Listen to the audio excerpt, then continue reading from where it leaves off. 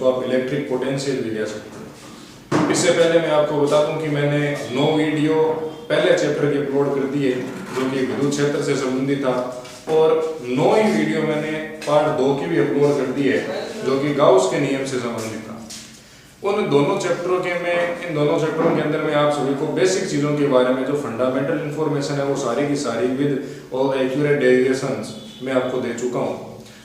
Class जो 12th का पहला चैप्टर था विद्युत क्षेत्र इलेक्ट्रिक फील्ड से रिलेटेड, उसके अंदर मैंने लास्ट में न्यूमेरिकल का सेशन भी लिया था, और अब मैंने जब सेकंड चैप्टर पूरा हो गया है तो इसके बाद में मैंने आपसे कमेंट करने के लिए कहा था कि आप अपनी इच्छा अनुसार कमेंट करके मेरे को चैप्टर बता सकते हैं। तो उस संदर्भ में मेरे को जो कमेंट प्राप्त हुए हैं वो तीसरे चैप्टर से रिलेटेड थे जो विक्रम राठौड़ ने किया है।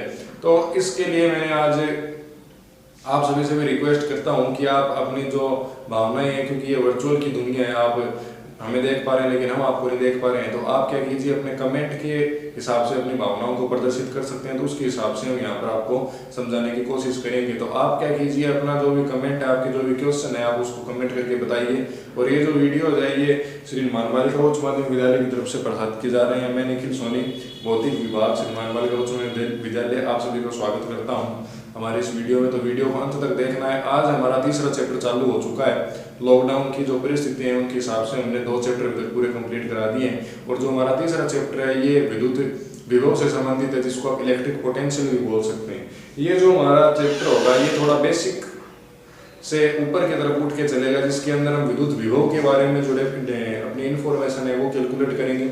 उसके बाद में जिस प्रकार से हमने विद्युत क्षेत्र की तीव्रता विद्युत द्विध्रुव के कारण ज्ञात की थी, उसी प्रकार से हम यहाँ पर विद्युत द्विध्रुव के कारण विद्युत विभव का मान भी ज्ञात करेंगे। देन हम अगला जो चैप्टर होगा उसके अंदर देखेंगे कि जो कैपेसिटर होता है वो क्या होता है। उसके बाद में जो अगला चैप्टर होगा उसके अंदर हम इलेक्ट्रिक करंट को पढ़ेंगे।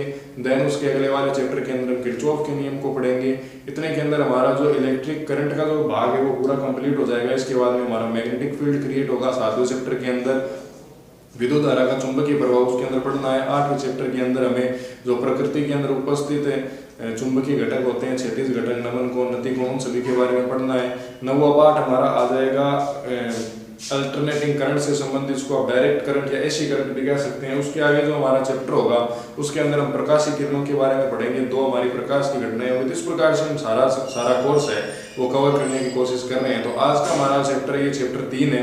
इससे पहले मैं 18 वीडियो अपलोड कर चुका हूं, और इस 28 डेज के अंदर मैंने अभी तक 24 वीडियोस को अपलोड किए। उसके अंदर आप सभी का बहुत प्यार मिला है, जिसके अंदर मेरे को अभी तक 3000 व्यू और 3000 वॉच टाइम मिल चुकी है। तो धन्यवाद आप सभी का। चलिए हम स्टार्ट करते हैं। हमारा जो आज का टॉपिक है उसके बारे में मैं आपको थोड़ा बता देता हूँ कि ये जो आपका चैप्टर 3 है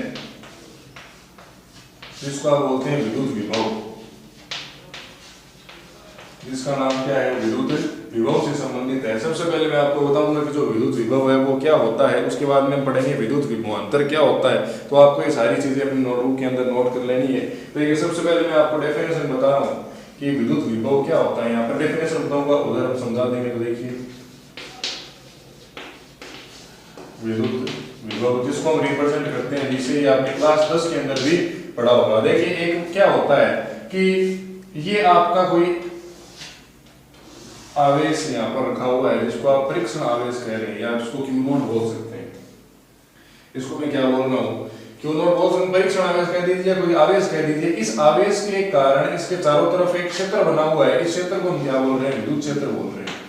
इस क्षेत्र को हम क्या बोल रहे हैं, विद्युत क्षेत्र बोल रहे हैं। विद्युत क्षेत्र में पहले बार बता चुका हूं कि किसी भी आवेश के चारों तरफ का वो एरिया जिसके अंदर किसी दूसरे आवेश को लाने पर उस दूसरे आवेश पर इस पहले आवेश के कारण कुछ न कुछ बल का अनुभव होता है, वो एरिया क्या कहलाता है, आपका विद्युत क्षेत्र कहलाता है। तो ये जो आवेश है स्मॉल क्यू, इसके कारण जो एरिया है वो कौन सा है, इसका विद्युत क्षेत्र है। और एक अनंत का बिंदु है, अनंत के बिंदु के ऊपर एक प्लस का क्यू चार्ज पड़ा है, प्लस का क्यू चार्ज पड़ा है। तो इस आवेश को जब मैं उठाकर यहाँ पर लेकर आऊंगा तो मान लीजिए ये भी कौन सी प्रकृति का है, प्लस प्रकृति का है, ये भी कौन सा है, प्लस प्रकृति का है। तो आखिरकार विभव होता क्या है कि अनंत पर रखे हुए इस आवेश को उठाकर इस आवेश के विद्युत क्षेत्र तक लाने में मेरे को जो कार्य करना पड़ रहा है वो काम ही क्या कहलाता है, विद्युत विभव कहलाता है। वापस सुन लीजिए कि अनंत बिंदु के ऊपर रखे हुए धनावेश प्लस क्यू को विद्युत क्षेत्र के किसी बिंदु तक लाने में किया गया जो कार्य होता है उसको हम क्या बोल देते हैं, विद्युत विभव कह देते हैं। तो मान लेते हैं इन दोनों के जो बीच की डिस्टेंस है वो डिस्टेंस इनफाइनाइट होगी वैसे तो, परंतु हम इसको काउंट करने के लिए r डिस्टेंस मान लेते हैं कि प्लस q आवेश जिसके कारण विद्युत क्षेत्र उत्पन्न हो रहा है उससे r दूरी के ऊपर अनंत के बिंदु पर प्लस q आवेश रखा हुआ है। ये एक्चुअल के अंदर जो डिस्टेंस है वो टेंस टू किसकी तरफ है, इनफाइनाइट की तरफ बहुत ज्यादा डिस्टेंस है। तो इस आवेश को उठाकर इसके विद्युत क्षेत्र तक लाने में मेरे को जो कार्य करना पड़ रहा है W, इस आवेश पर जो कार्य करना पड़ रहा है W, वही क्या कहलाता है, विद्युत विभव कहलाता है। तो आप इसकी परिभाषा क्या लिखेंगे कि अनंत पर रखे धनावेश, अनंत पर रखे धनावेश प्लस Q को विद्युत क्षेत्र के किसी बिंदु तक लाने में किया गया कुल कार्य W ही उस बिंदु पर विद्युत विभव कहलाता है, उस बिंदु पर विद्युत विभव कहलाता है। विद्युत विभव को V से रिप्रेजेंट करते हैं, V से लिखते हैं, सिंबल है इसका V। अब देख लीजिए, मान लो कि एक कूलम आवेश होता तो इसको यहां से लेके यहां तक लाने में मान लिया मेरे को कितना काम करना पड़ता, W काम करना पड़ता, ठीक है। अगर एक कूलम आवेश होता तो इसको मेरे को यहां तक लाने में कितना काम करना पड़ रहा है, 1 जूल काम करना पड़ रहा है। ऐसे मान लीजिए कि एक कूलम, तो ये आपको इधर लिखनी है ना चीजें, तो इसको मैं एक बार यहीं लिख देता हूं, याद लिख रहा हूं। एक कूलम पर, या आप इसको इस प्रकार से समझ सकते हैं कि हमें V का फॉर्मूला मैं आपको डायरेक्ट बता दूं कि जो V का फॉर्मूला है वो हम किस प्रकार से लिख सकते हैं। तो आप यहाँ पर लिखते हैं Q कूलम पर, या लिख दीजिए यदि Q कूलम आवेश पर, Q कूलम पर कार्य W है, तब एक कूलम पर आवेश कितना होगा, एक कूलम पर कार्य Q पर कितना है, Q कूलम पर कार्य कितना है W, तो एक कूलम पर आपका कार्य कितना हो जाएगा, W बटा Q हो जाएगा। और ये W बटा Q ही आपका क्या कहलाता है, V के बराबर होता है। तो आपकी डेफिनेशन क्या बन गई कि एक कूलम आवेश पर किया गया जो कार्य है वो किसके बराबर होता है, विभव के बराबर होता है। तो यहाँ से मैं आपकी दूसरी डेफिनेशन में लिख देता हूँ, या आप इसको इस प्रकार से समझ सकते हैं, जो V का फॉर्मूला है वो किस प्रकार से दिया जाता है, V बराबर क्या हो जाता है, W बटे Q है। अगर दूसरी डेफिनेशन बताऊं कि यदि मैं इसको क्या कर दूं, एक कूलम कर दूं, एक कूलम करने का मतलब है एकांक धनावेश, पॉजिटिव है ना, तो इसको आप क्या बोलेंगे विज्ञान की भाषा में एकांक धनावेश। एकांक धनावेश को ये एक हो गया, तो यहाँ पर आपका जो फॉर्मूला है वो इस प्रकार से बन गया, V बराबर क्या हो जाता है आपका, W हो जाता है। V बराबर क्या हो गया आपका, W। तो आप क्या बोलेंगे, एकांक धनावेश को अनंत से विद्युत क्षेत्र तक लाने में किया गया जो कार्य है वही बराबर होता है किसके, विद्युत विभव के। तो मैं यहाँ पर दूसरी डेफिनेशन इसकी लिख रहा हूँ, वो आपको देख लेनी है साथ में। डेफिनेशन अदर बता रहा हूँ, सेकंड इसकी जो है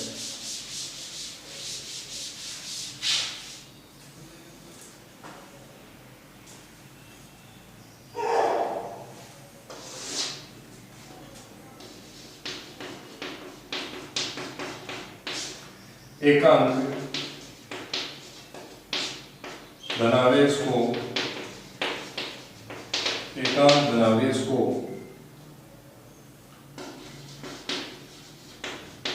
अनंत से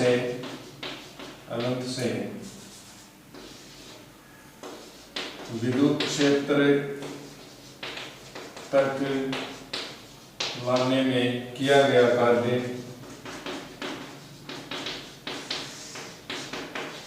विद्युत विभव कहलाता है, विद्युत विभव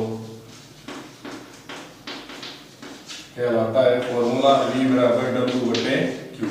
अब इसके हम अगर मात्रक की बात कर लेते हैं तो वो देखिए आप इस प्रकार से लिखेंगे। यदि मैं आपको मात्रक की बात करूं तो जो मात्रक होगा इसका, MKS के अंदर अगर मैं मात्रक बताऊं, MKS के अंदर जो मात्रक होगा ये आपका जूल बटे कूलम, ये आपका क्या हो जाता है जूल बटे कूलम, जिसको आप जे सी माइनस वन भी कह सकते हैं क्योंकि कूलम ऊपर जाएगा तो ये क्या हो जाएगा सी इनवर्स हो जाएगा। यदि आप एसआई मात्रक की बात करते हैं, एसआई मात्रक है तो वो आपका हो जाता है वोल्ट, जिसको आप V से भी रिप्रेजेंट कर सकते हैं। ये था हमारा विभव का टॉपिक। अब मैं अगला जो टॉपिक है उसके बारे में बात करता हूं जो किससे संबंधित है, विभवांतर से संबंधित है। तो विभवांतर में अगर आपको बताना चाहूँ विभवांतर क्या है तो एक बार आप इसको नोट कर लीजिए, फटाफट क्लियर कर रहा हूं।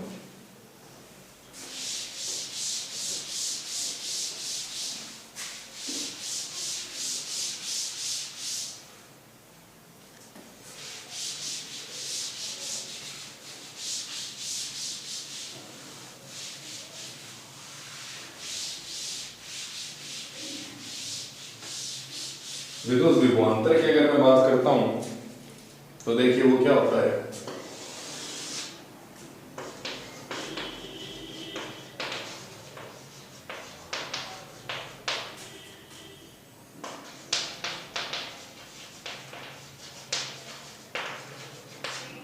पोटेंशियल डिफरेंस जिसको बोला जाता है।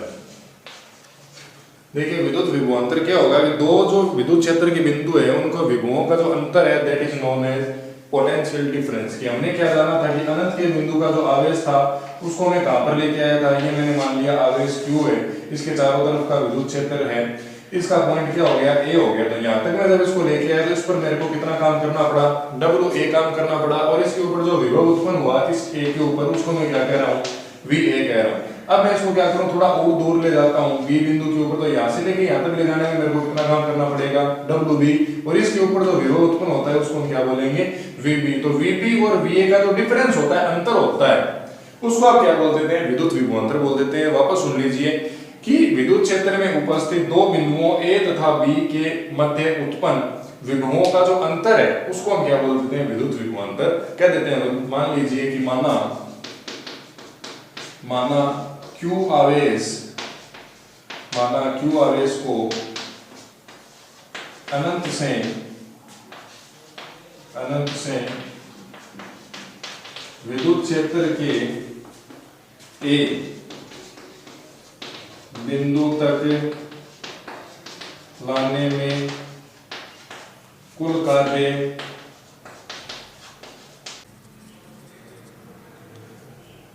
तब दोनों विभवों का जो अंतर होगा तब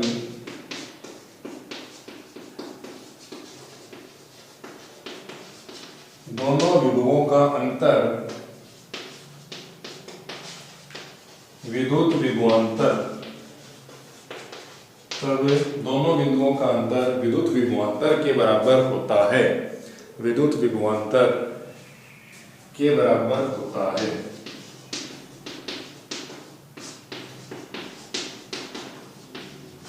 के बराबर होता है। अब इसका अगर मैं आपको मैथमेटिकल प्रूफ कर लिख के बताऊं वो आप इस प्रकार से देख सकते हैं। देखिए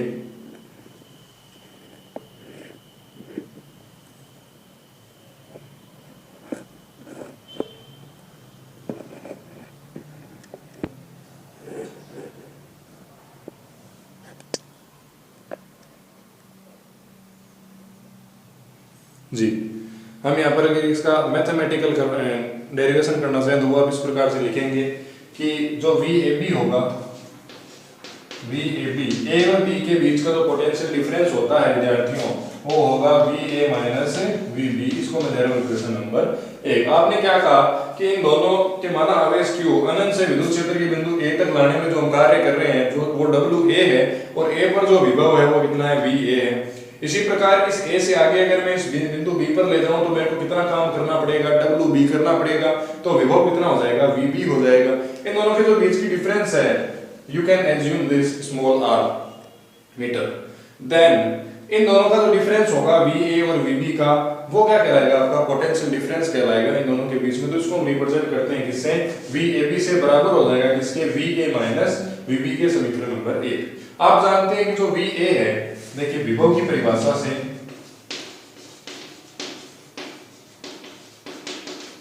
विभव की परिभाषा से क्या होता है, V बराबर होता है आपका W बटे Q, समीकरण नंबर 2। तो A बिंदु पर विभव की अगर मैं बात करूं तो VA बराबर कितना हो जाएगा, काम कितना किया था WA बटे में Q, यह आ गई समीकरण नंबर 3। और जो VB है वो कितना हो जाएगा, VB बराबर काम कितना किया था W बटे Q, तो ये हो गया समीकरण नंबर 4। ये जो दोनों वैल्यूज है वो इसके अंदर पुट करेंगे तो आपको क्या मिलेगा, VAB बराबर VA माइनस VB, तो ये कितना हो गया WA बटे Q माइनस का WB बटे Q, और 1 बटा Q आपका अगर कॉमन आ जाता है तो आपको क्या मिलता है WA माइनस WB बटे के अंदर Q। तो जो आपका VAB होगा उसको आप क्या लिख सकते हैं, इस प्रकार आपने VA माइनस VB को VAB लिखा, उसी प्रकार WA माइनस WB को हम क्या लिख सकते हैं, WAB लिख सकते हैं। ये आपका हो जाएगा WAB बटे के अंदर Q। तो ये आपका मेन जो फॉर्मूला है वो यहाँ से यहाँ पे निकल कर आ जाता है, दिस इज इक्वेशन नंबर 5। तो ये आपका जो मेन फॉर्मूला था वो हमने आपको यहाँ पर प्रूफ करके बता दिया है। तो ये हमारा जो पार्ट 1 है, ये मैं क्या बता रहा हूँ आपको, पार्ट 1 के अंदर मैंने ये सारी चीजें आपको बता दी है। और अगला जो हमारा पार्ट होगा उसके अंदर मैं आपको बताऊंगा कि जो विद्युत क्षेत्र है और विद्युत क्षेत्र की तीव्रता और विभव इन दोनों के अंदर क्या रिलेशन होता है वो मैं आपके सामने प्रूफ करूंगा। देन हम देखेंगे कि जो विद्युत द्विध्रुव होता है उसके कारण जो विद्युत क्षेत्र की तीव्रता होती है या जो विद्युत विभव होता है उसको आप किस प्रकार से कैलकुलेट करते हैं। देन नेक्स्ट मैं आपके साथ डील करूंगा कि जो विद्युत द्विध्रुव है उसकी अक्ष के ऊपर कितना विद्युत विभव होता है और उसकी निरक्ष के ऊपर कितना विद्युत विभव होता है, वो हम कैलकुलेट करने के बाद में किसी गोलीय कोष के कारण विद्युत विभव की गणना करेंगे और आपका चैप्टर क्या हो जाएगा, कंप्लीट। जो आपका नेक्स्ट चैप्टर होगा उसके अंदर आप मेरे को कमेंट करके बता सकते हैं कि आपको कौन सा चैप्टर पढ़ना है। यदि आप चौथा चैप्टर कमेंट करना चाहते हैं तो आप 4 लिख के मुझको कमेंट कीजिए, और अदर कोई भी चैप्टर आप पढ़ना चाहते हैं तो उस चैप्टर की जो नंबर है जैसे 5, 6, 7 वो आप मेरे को लेके कमेंट कर सकते हैं। धन्यवाद। मैं आप सभी का पुनः एक बार स्वागत करता हूँ। धन्यवाद। जय हिंद, जय भारत।